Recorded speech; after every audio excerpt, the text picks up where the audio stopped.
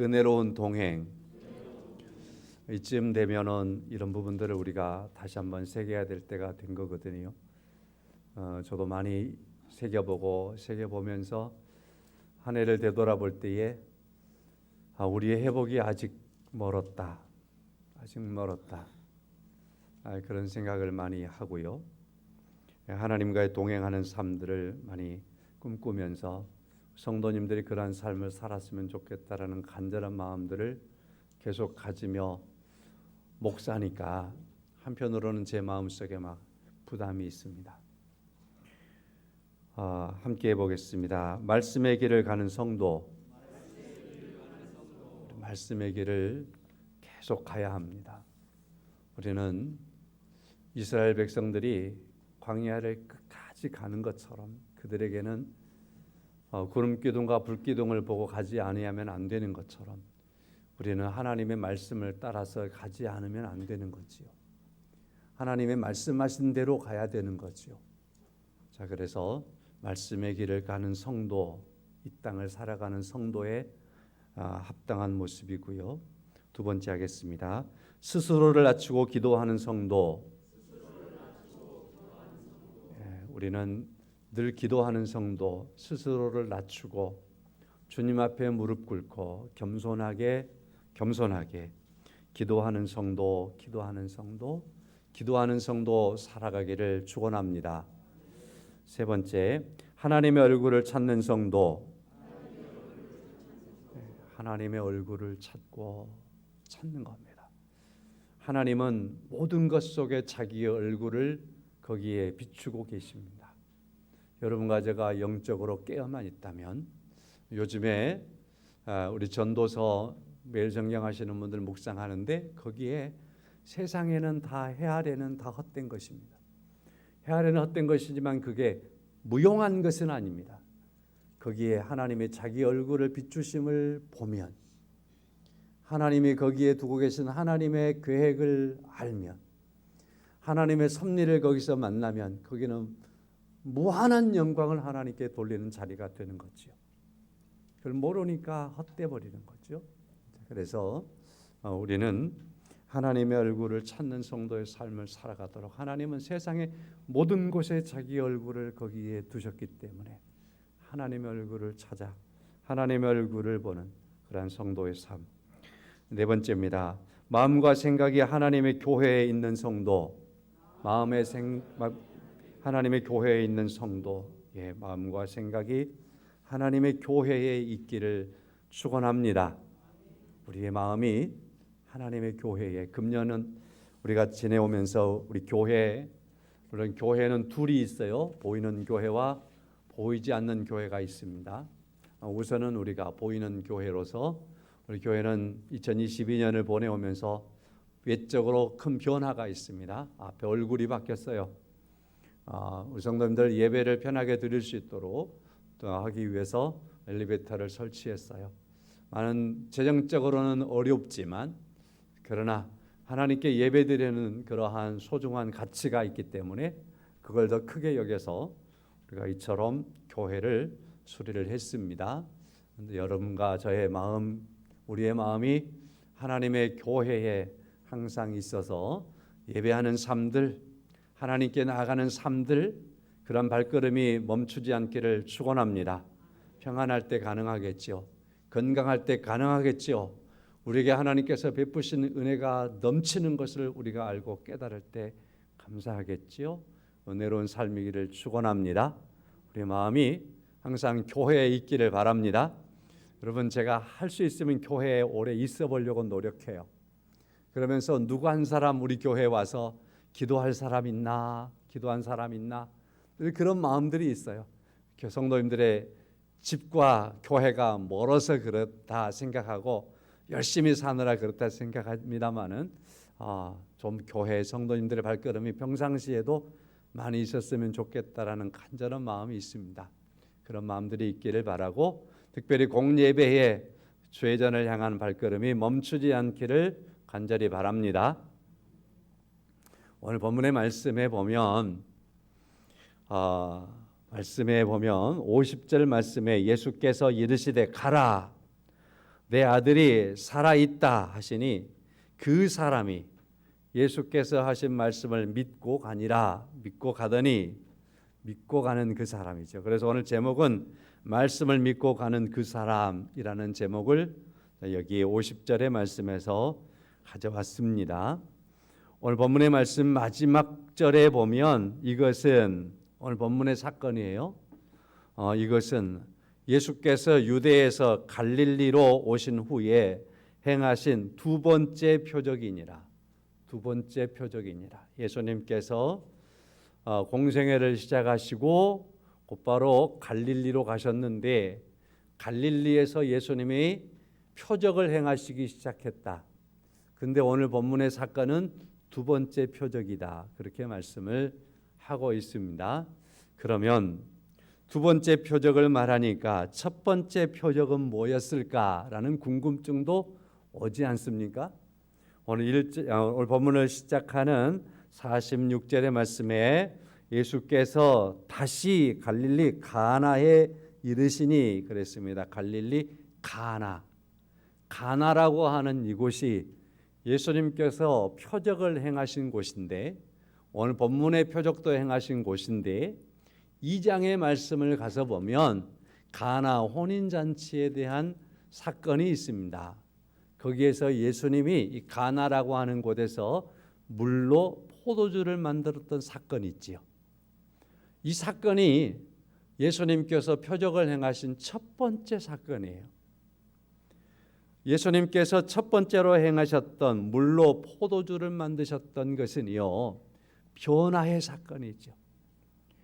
자연을 변화시키는 하나님께서, 우리 예수님께서 이 땅에 오셔서 표적을 행하실 때에 물을 변화시켜서 포도주로 만드신 이 일을 처음으로 시작하셨다라는 겁니다. 자연을 바꾸시는 능력이 예수님께 있다라는 것을 우리가 여기서 만나볼 수 있습니다. 또 이 말씀 안에서 물을 포도주로 변화시켰다. 어떤 이들은 키워드를 변화해 두기도 합니다. 변화. 그러면서 우리 기독교의 그런 속성에 접근하기도 하는 거죠. 우리 기독교는 변화의 종교입니다. 라는 거죠. 우리 예수님께서 이 땅에 오심은 우리를 변화시키기 위해서 오셨습니다. 우리를 바꾸기 위해서 오셨습니다. 세상에 관심 있는 우리들을 하나님의 나라에 관심 있는 자로 바꾸기 위해서 오셨습니다. 영원히 죽을 수밖에 없는 우리들을 영원히 산 자로 바꾸시기 위해서 오셨습니다. 믿음이 없는 자를 믿음 있는 자로 바꾸시기 위해서 오셨습니다. 우리로 하여금 성민으로 하나님의 백성으로 우리를 바꾸시기 위해서 오셨습니다. 죄인을 변화시켜서 의인 되도록 하기 위해서 오셨습니다. 이것이 바로 물로 포도주를 만드셨던 사람들이 도무지 발상 자체도 안 되지요. 물이 포도주가 된다. 그렇잖아요. 그러나 주님은 하셨다. 우리를 그처럼 변화시키셨다라는 겁니다. 나를 변화시켰다. 여러분, 이 말씀 안에서 제가 썼다가 지우고 고민했던 부분들인데 나를 변화시켰다. 나를 바꾸셨다. 제가 여러분은 다 우리 한교회 성도님들은 제가 다 좋은 분들이라고 그렇게 생각하고 늘 살아요. 그러니까 여러분에게 제가 말씀을 못하지만 저에게 말해본다면 예수님께서 나를 변화시켰다. 얼마나 좋은지 모르겠어요.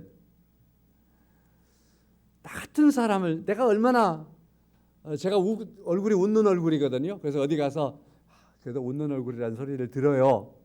그렇지만은요 겉과 속이 다른 게 많아요. 제 속사람 안에는 나만이 아는 고집도 있고 나만이 아는 되게 마음에 안 드는 게 참 많아요.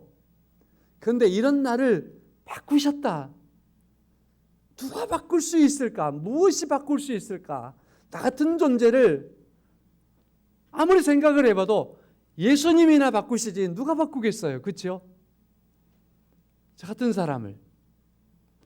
자, 그러한 은혜를 위해서 주님이 오시고 주께서 놀라운 표적으로 변화시키신 줄로 믿습니다. 지난주 주보에 제가 올려놓았던 글 거기에 보면은 빅토리아 여왕의 아버지 켄트 공작에 대한 글을 올려놨는데 읽어보신 분들 있는지 모르겠어요. 이분이 아파서 이제 하나님 나라 갈 때가 다 된 거예요. 그러나 너무 훌륭한 삶을 살았기 때문에 많은 사람들이 와가지고 그의 말년을 안타까워하는 거죠.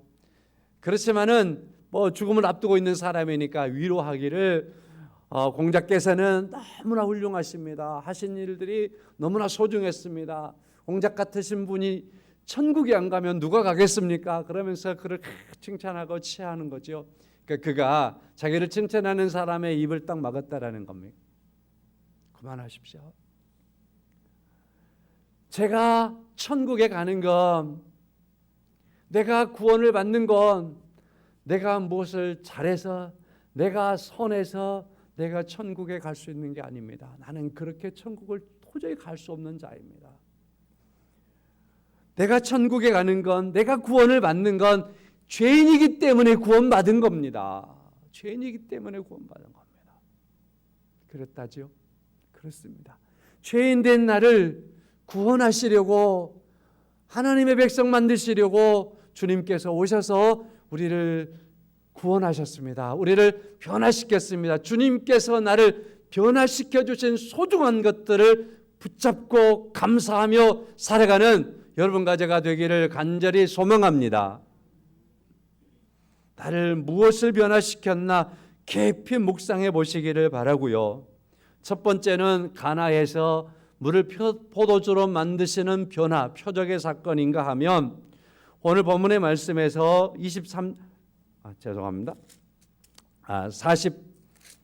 46절의 말씀, 예수께서 다시 갈릴리 가나에 이르시니 첫 번째 표적을 행하시는 곳에 또다시 오셨대요. 그러니까 두 번째 표적도 첫 번째 표적을 행하신 그곳에서 행하시는 거예요. 가나에서 행하시는 겁니다. 그리고 오늘 본문의 기자는 밝혀주고 있지요. 전에 물로 포도주를 만드신 곳이라. 그곳에 오신 거예요.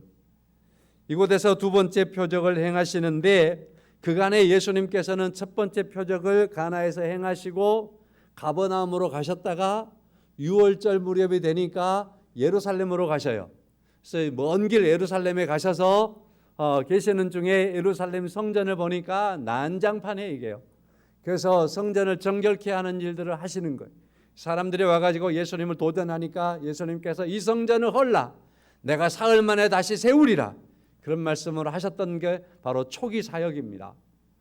그렇게 말씀하니까 사람들이 저자가 성전을 헌다네, 이 성전은 46년 동안에 걸쳐서 세워진 대리석 성전인데 이걸 어떻게 사흘 만에 헐고 짓는단 말이냐 하면서 이해를 못하면서 예수님을 손가락질하고 성전을 모독했다, 하나님의 손을 모독했다라고 마음에 콱 두었던 사건이죠. 제자들도 이해가 안 됐지만 예수님이 십자가에 죽으시고 부활하시니까 그렇구나, 주님께서 말씀하시는 것 자기 몸을 성전이라 말씀하시고 내가 죽은 자 가운데서 사흘 만에 살아나리라 하시는 그 말씀이었고 부활하심으로 성취하셨구나, 그때서 이해를 했대요. 하여튼 이 중요한 말씀을 예루살렘에 내려가셔서 말씀을 하시고 예수님께서 가버나움을 향해서 다시 오시는 거예요. 가버나움을 향해서 가시는 중에 사마리아를 들렸어요. 3장 말씀입니다. 요한복음.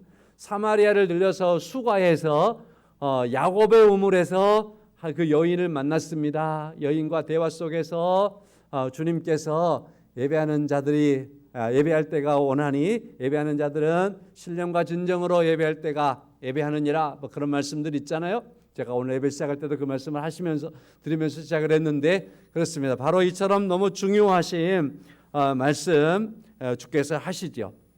물론 이제 그 이전에 이 말씀도 있죠. 니고데모를 만나셨던 사건이요. 요한복음 3장 16절, 하나님이 세상을 이처럼 사랑하사 독생자를 주셨으니 이는 저를 믿는 자마다 멸망치 않고 영생을 얻게 하려 하심이니라, 이 말씀도 하셨고, 그리고 나서 이제 사마리아에 오셔서 하나님은 영이시니 예배하는 자가 신령과 진정으로 예배할지니라 하는 이 말씀을 하시고, 그리고서 가나에 다시 도착을 하신 거죠. 여행을 갔다가 다시 가나에 오셔서 오늘 본문의 말씀이 있게 되는 겁니다. 자, 첫 번째가 물을 포도주로 변화시키는 그러한 자연을 변화시키는 그러한 일이었다면, 두 번째 오늘 본문의 말씀은 한 신하가 등장을 하는데 이 아들이 이 신하에게 있어서 그의 아들이 병들어서 거의 죽게 되었어요. 그래서 예수님께 와가지고 병을 고쳐주소서, 가서 고쳐주기를 원합니다.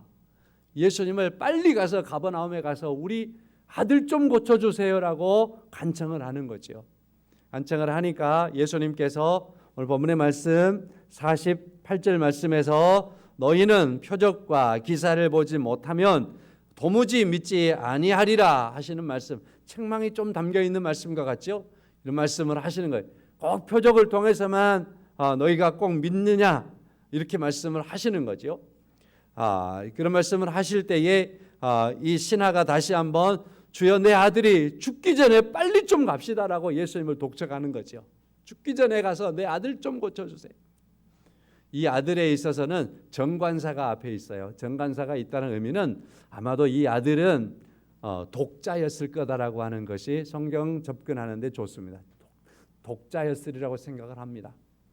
그러니까 독자 아들이 죽을 병에 걸렸는 거예요. 그런데 지금 예수님께서 빨리 가서 고쳐줘야 된다라고 예수님을 조를 만큼 위급한 상황에 있는 거예요. 그러니까 이 아버지가 지금 얼마나 지금 마음이 조이고 위급합니까? 지금 동동동 뛰는 거죠.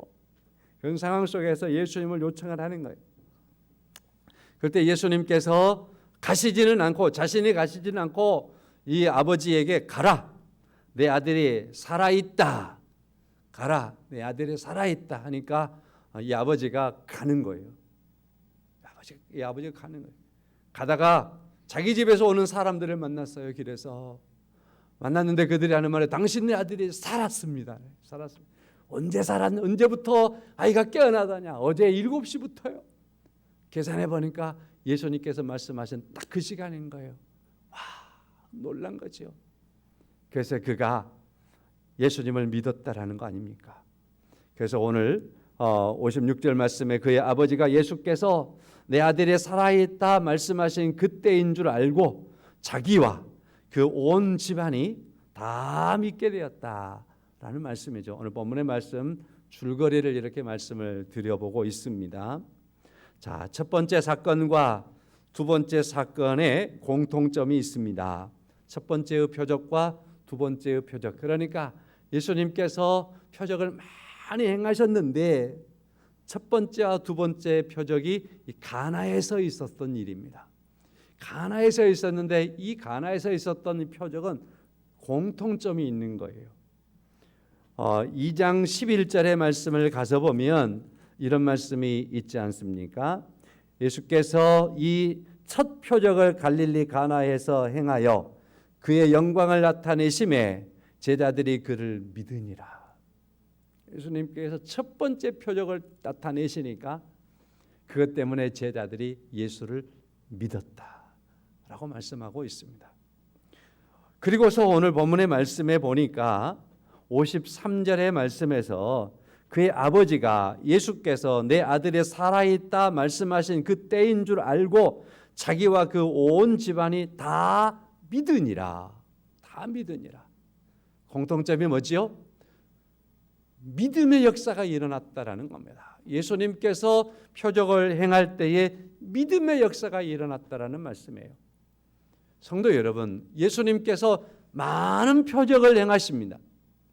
예수님께서 많은 표적을 행하시는데 그 표적을 행하시는 목적이 뭐냐? 그것은 바로 구원을 위한 것입니다. 그것은 바로 믿음을 위한 것입니다. 제가 주일 학생들에게 복음서를 계속 말씀을 드릴 때에 주로 예수님께서 행하신 표적을 중심해서 그리고 예수님께서 말씀하신 걸 중심해서 계속 설교를 해주고 있어요. 그러면서 제가 계속해서 간절한 기도가 있는 거예요. 이 아이들이 예수님께서 행하신 이 사건들을 내가 소개하고 전파해주고 마무리해서 꼭 이것을 믿어야 된다라고 제가 꼭 당부를 해주거든요. 바로 이 아이들이 예수님께서 말씀하신 이것을 믿는 믿음의 아이들이 됐으면 좋겠다. 믿어야 되겠다. 그러한 간절한 소망을 가지고 있어요. 믿을 줄로 믿습니다. 믿게 될 줄로 믿습니다. 성도 여러분, 예수님께서 행하신 표적은 중요한 목적이 있는 거예요. 그건 바로 다름이 아니라 믿음을 위한 겁니다. 믿음을 위한 거예요. 그냥 그 어떠한 문제를 해결하기 위한 것이 아니고 믿음을 위한 것입니다. 물론 그 문제를 해결하시는 중요한 이유도 있어요. 1차적인. 그러나 더 중요한 것은 곧 주님께서 이 땅에 오신, 자신이 이 땅에 오셔서 행하시는 그러한 목적으로서 믿음을 위한 그러한 목적을 가지고 있습니다. 그래서 우리 성도님들이 복음서를 통해서 예수님께서 하신 그 일들을 만날 때마다 그 일들을 통해서 믿음의 역사에 참여하시기를 축원합니다. 예수님을 만나는 그러한 중요한 일들, 성경에서 주님께서 하셨던 그러한 중요한 일들에는 이와 같이 믿음의 일들을 주께서 위해서 표적을 행하시는데 안타까움도 있는 거예요. 그 안타까움은 두 종류의 사람이 있다라는 겁니다. 하나는 믿고 믿음으로 말미암아서 하나님께 영광을 돌리는 첫 번째 종류 사람이 있는가 하면, 두 번째로는 예수님께서 행하신 그 놀라운 이적들 속에서 오히려 더 크게 반항하고 거역하고 부정하고 오히려 예수님을 향해서 삿대질을 하고 심지어 예수님에 대하여서 죽이겠다라고 달려드는 그러한 사람들도 있다라는 사실입니다. 여러분과 저에게 주께서 행하신 중요한 이적들을 본문의 말씀을 뿐만 아니라 복음서를 통해서 많이 만나게 될 터인데, 그 만남을 통해서 이적들 안에서 주님이 가지신 표적의 목적인 믿음의 역사로 한 걸음 한 걸음 더 나아갈 수 있는 여러분과 제가 될 수 있기를 간절히 원합니다. 오늘 본문의 말씀에서 이 신화, 아들이 병들어 있는 이 신화, 단순한 병이 아니라 죽을 병이 들어있는 이 신하, 이제는 죽었구나 싶어서 예수님을 찾아가는 이 신하. 근데 이 아들이 독자였다라고 한다면 얼마나, 독자가 아니어도 그렇잖아요. 뭐 10손가락에서 안 아픈 손가락이 없듯이 다 귀한데, 하여간 이 아들이 병들어서 죽게 됐는데 오직 희망이 예수님께밖에 없는 이 신하, 그의 발걸음을 생각해 보시기를 바라고요. 이 신하에 대하여 가만히 한번 좀 묵상을 해 보시기를 바라요. 제가요 본문의 말씀을 읽으면서, 좀 전에 제가 봉독을 하면서도 읽어드리면서도 제가 마음속에 우리 성도님들이 이 신하가 얼마나 위급한 상황인가, 이 아버지가 지금 어떤 마음으로 예수님께 왔는가 하는 것들을 묵상을 했으면 좋겠다라는 생각 속에서 이 말씀을 읽었어요. 그냥요 소설 읽듯이 읽어가 버릴 문제가 아니에요. 이 아버지가 지금 닥친 상황이 위기란 말이에요. 위기. 아들이 지금 죽어가는 그러한 다급함이란 말이에요. 절체절명의 상황이란 말입니다. 이 문제를 풀어보기 위해서, 이 위급한 상황을 풀어보기 위해서 아마도 이 사람은 수소문을 쫓아서 많은 의사들도 찾아가 봤겠지요. 많은 약도 써보았겠지요. 병을 고치려고 이 아버지가 팔방으로 뛰어보았겠지요. 그러나 가면 갈수록 아이의 병은 깊어가고 아버지의 마음속에 이 아이가 죽겠구나, 이 아이가 죽는구나, 이 상황까지 왔기 때문에 예수님에게 와가지고 죽게 됐어요, 죽게 됐어요, 죽어가요, 죽기 전에 좀 와주세요라고 말하는 거 아니겠어요? 얼마나 급하냔 말이에요. 그러므로 오늘 본문의 말씀은 한 아버지가 아들이 죽어가는 그 위급한 상황 속에서 예수님을 찾고 있습니다라는 이 상황을 다시 보는 거죠. 이 사람은 지금 한 가정의 가장이란 말이죠. 자식의 아버지란 말이죠. 그 책임이 지금 얼마나 무겁고 큰 사람이란 말이죠. 이러한 사람이 찾아야 될 곳이 어디인가? 이 사람이 나가야 될 곳이 누구에게 나가야 되는가 하는 걸 오늘 본문은 말씀해 주고 있는 겁니다. 오늘 이 시대 속에서 위기를 만나지 않은 사람은 없어요. 그렇지 않겠습니까? 다급함을 만나지 않는 사람은 없는 거예요. 때로는 내가 이 문제를 도저히 풀 수 없을 만큼 무거운 그러한 상황을 만날 수밖에 없는 그러한 때가 우리에게 많이 있을 수 있어요. 내가 이것을 해결할 수 없어서 어찌하나 주저앉아 버릴 수밖에 없는 그러한 위기 속에 나가는 그러한 상황들을 많이 만날 수 있습니다. 그래서 오늘 본문의 말씀은 인생의 위기를 만났을 때 우리는 누구에게 나가야 합니까? 라고 하는 중요한 질문을 던져주고 있어요. 인생의 위기를 만났을 때에 내가 해결할 수 없는 그 일을 만났을 때 누가 해결하십니까? 라고 하는 그 답변을 두고 있는 말씀이 오늘 본문의 말씀에 있는 거지요. 제가 설명을 안 해도 충분히 우리 성도님들이 이런 부분들을 이제 이러한 질문만 던져줘도 이해가 됐다 싶습니다.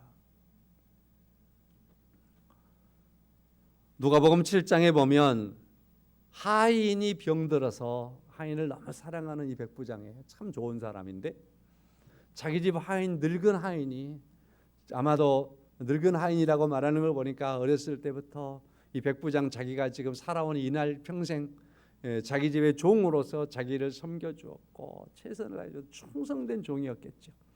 그러니까 이 종이 죽을 병에 들었는데 너무 안타까운 거죠. 그래서 예수님을 찾아왔어요. 예수님을 찾아와서 주님께서 내가 가서 고쳐주마 그러니까 아닙니다. 내가 당신을 아는데 내가 주님을 아는데 말씀만 하옵소서. 그러면 내 하인이 낫겠나이다. 말씀만 하사 내 하인을 낫게 하소서. 말씀만 하사. 그래서 예수님께서 너무 놀려버려요. 야, 이런 믿음이 있나 하면서 이스라엘에 이 사람의 이야기가 이 사람의 믿음이 계속해서 알려드리라 말씀하신 적이 있습니다.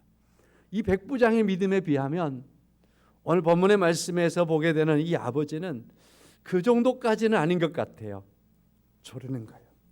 예수님 가나까지 오셨는데 가버나움 우리 집에 좀 갑시다. 가서 자기 아이에게 안수를 하고 이 아이의 손을 잡고 일으켜 세워주면 나을 것처럼 그렇게 여기면서 이 아버지가 예수님께 지금 함께 가달라고 조르고 있는 겁니다. 그런데 예수님께서 이 아버지에게 이렇게 말하는 거지요. 가라. 50절 말씀에 가라. 내 아들이 살아있다. 내가 너와 함께 따라가지 않아도 된다. 가라. 그랬을 때 이 사람이 그 말씀을 믿고 가는 겁니다. 아니요. 그래도 가야 된다니까요. 함께 가 손을 끌고 가는 게 아니라 가라 하니까 가는 거예요. 자기 집을 향해서. 살아있다 하니까 살아있는 줄 알고 가는 거예요. 좀 전까지만 해도 예수님이 가서 고쳐줘야만 된다라고 생각했던 이 사람이 어느덧 예수님께서 가라. 내 아들이 살아있다 라고 하시니까 그 말씀을 믿고 가는 믿음으로 어느덧 성숙해져 버렸음을 우리가 느낄 수 있죠. 그렇지 않습니까?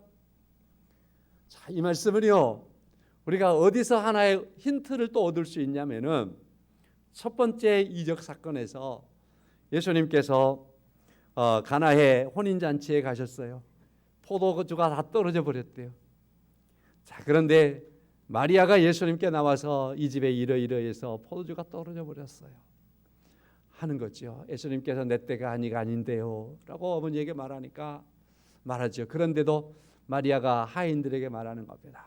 여보시오들, 이분이 말씀하시면 말씀하신 대로 하세요. 말씀한 대로만 순종하세요 라고 당부를 하는 거죠. 그랬더니 이 사람들이 예수님께서 말씀하신 대로 하는 거예요. 저 술통이 다 비어 있는데 갖다가 물을 부으세요. 항아리에 물을 채우세요. 사람들이 항아리에 물을 채우기 시작하는 겁니다. 비어 있는 항아리에 물이 가득 차도록 채우는 겁니다. 그 다음에 예수님께서 떠다가 사람들에게 연회장에 갖다 주세요 하니까 가져다 주는 겁니다. 말씀대로 그대로 했더니 결과적으로 물이 변하여 포도주가 되었던 겁니다. 오늘 46절의 말씀, 오늘 본문의 이 사건을 시작하면서 요한이 이 말씀을 하고 있는 건 여기가 가나입니다 라고 하는 것을 밝혀주기도 하지만, 첫 번째의 표적이 말씀대로 순종했더니 되었던 것처럼 두 번째의 표적도 이 사람이 말씀대로 순종하니까 그대로 된 겁니다 라고 하는 것을 밝혀주고 있지요. 자, 그러니까 첫 번째의 사건을 알고 있잖아요. 첫 번째의 말씀대로 순종해서 포도주가 되었다라는 것을 알고 있잖아요. 아마도 이 신하, 자기 아들이 죽어가고 있는 것을 당하고 있는 이 아버지도 이곳에서 물을 변하여 포도주를 만들었는데 말씀대로 되었다라는 것을 아마도 알았겠지요. 들었겠지요. 그러니까 주께서 말씀을 하시니까 그 말씀을 듣고 말씀대로 순종하여 간다라는 사실입니다. 첫 번째의 표적과 두 번째의 표적의 공통점, 첫째는 믿었습니다. 믿음의 역사가 일어났습니다라고 말씀을 드린다면, 두 번째로는 말씀대로입니다. 말씀대로 순종하는 곳에 표적이 일어났습니다. 사랑하는 성도 여러분, 여러분과 저에게 이와 같이 하나님께서 세 번째 표적에 우리 주님께서 행하시는 첫 번째, 두 번째 표적과 세 번째 표적의 주인공은 여러분과 제가 될 수 있기를 간절히 원합니다. 주님께서 가지신 표적의 중요한 목적은 믿음의 역사를 위한 것이라 하였습니다. 주께서 행하신 표적들을 만남으로 말미암아 세 번째 그 표적의 주인공이 여러분과 제가 되어야 되겠는데, 그것은 바로 우리가 그 말씀을 믿는 겁니다. 말씀대로 믿는 믿음의 모습으로 나갈 수 있어야 하겠다라는 사실을 이 말씀 안에서 보는 겁니다. 성도 여러분, 그래서 저는 오늘 본문의 말씀을 세 가지로 나누어 보았습니다. 첫 번째는 먼저 예수님 앞에 나가야 합니다. 주님 앞에 나가야 합니다. 두 번째로 말씀은요, 주님께 간절히 간청하고 간구해야 합니다. 우리의 간구가 있어야 합니다 라는 사실입니다. 47절의 말씀이지요. 그가 예수께서 유대로부터 갈릴리로 오셨다는 것을 듣고 가서 청하되, 주님께 가서 청하는 겁니다. 주님께 가서 요청하는 겁니다. 사랑하는 성도 여러분, 여러분과 저의 삶 속에서 아신 게 없나요? 우리의 생활 속에서 주님 앞에 요청하고 간청하며 기도해야 할 그러한 문제가 없나요?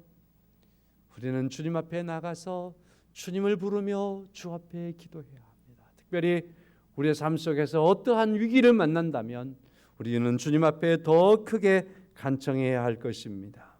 이 사람이 신하였다라는 말은요, 높은 사람이었다라는 말이잖아요. 그것도 왕의 신하. 우리나라에서 여기저기에 막 높은 사람이 있고요, 뭐 도청에도 있고요, 별일이 있어도요, 대통령 옆에 있는 사람만큼 힘 있는 사람이 누가 있겠어요? 그렇잖아요. 옛날에도 마찬가지예요. 왕의 신하 하면 끝나는 거죠. 최고의 권력자 옆에 있는 거 아닙니까?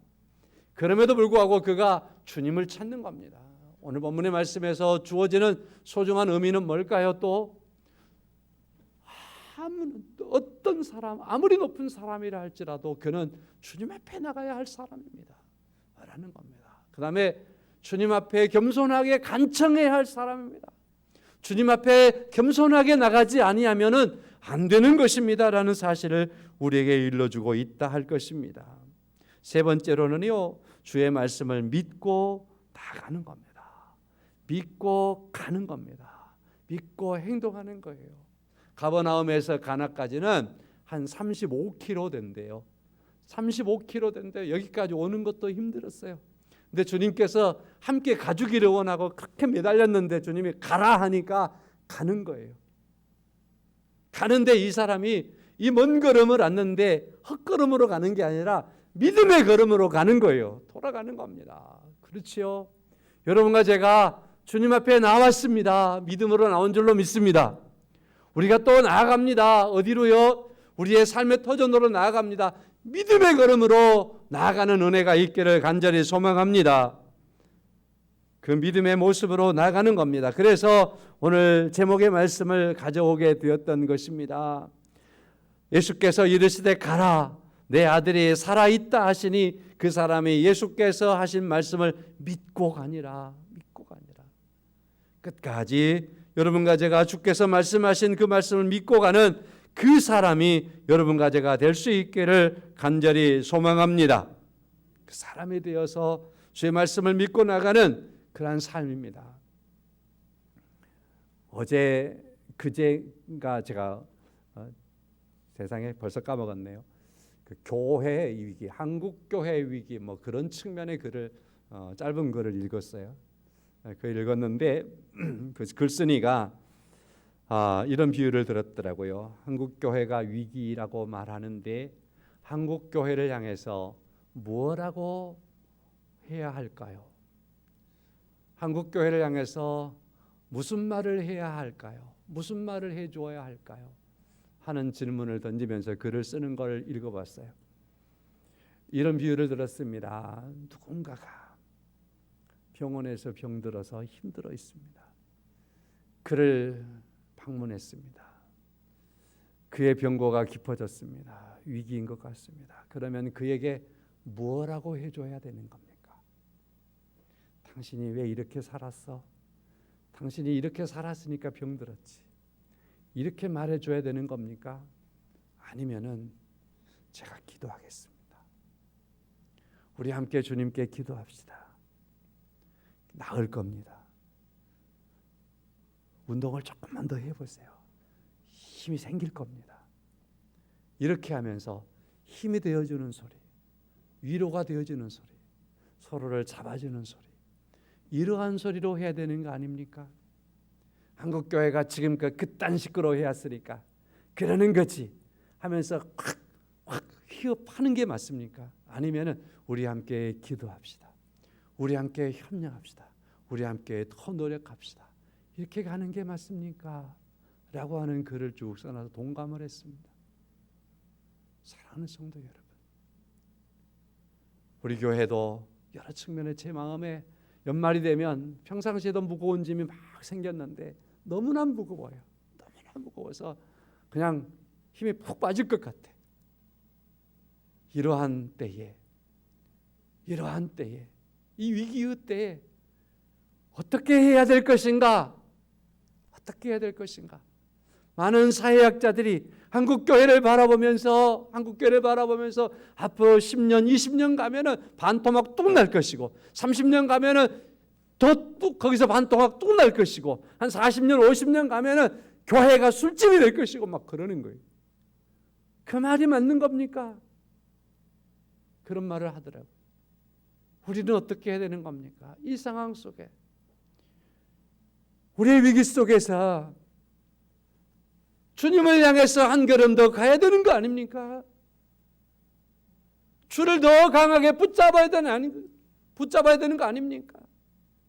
주의 말씀을 새기고 그 말씀을 우리 신비에 새겨야 되는 거 아닙니까? 주께서 하신 말씀, 그 말씀 붙잡고 가야 되는 거 아닙니까? 교회뿐만 아니라 내 믿음의 위기가 있다면 우리가 그 주님을 더 나가야 되는 거 아닙니까? 주님을 더 불러야 되는 거 아닙니까? 간청, 겸손하게 주 앞에 기도해야 되는 거 아니겠습니까? 그러므로 말미암아서 회복, 하나님과의 동행, 그러한 놀라운 역사를 이루어가는 은혜가 있게 될 줄로 믿습니다. 여러분, 오늘 제목, 말씀을 믿고 가는 그 한 사람, 금년을 마무리하면서 하나님의 말씀을 믿고 나가는 바로 그 한 사람이 성경에 있는 이 씨나 그 사람이었다가 아니라 내가 될 수 있기를 주의 이름으로 축원합니다. 그 사람으로 나가는 그러한 여러분과 제가 되어야 하겠다라는 것입니다. 그래서 세 번째 표적의 주인공이 우리 향의 모든 성도들이 될 수 있기를 주님의 이름으로 간절히 축원합니다. 찬송가 267장 주의 확실한 약